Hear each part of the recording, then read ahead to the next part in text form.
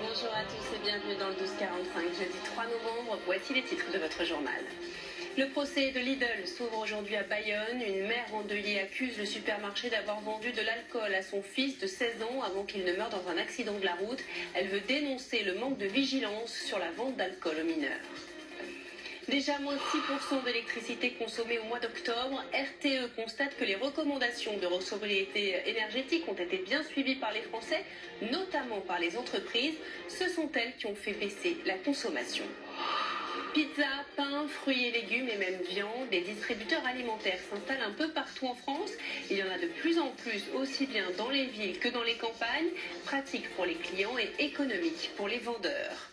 Grimper dans les arbres, un rêve d'enfant qui devient un vrai sport. Il se pratique avec une corde fixée sur les branches pour se hisser jusqu'à la cime.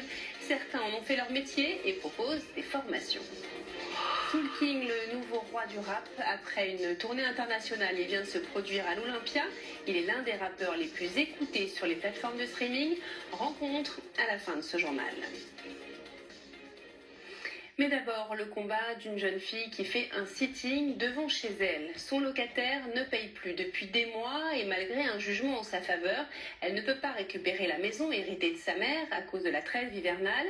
La jeune fille de 24 ans qui assure être sans domicile attire l'attention avec des panneaux sur sa maison pour faire partir son locataire. Romain Ardois et Adrien Lac. Assise en tailleur, Megan campe devant sa propre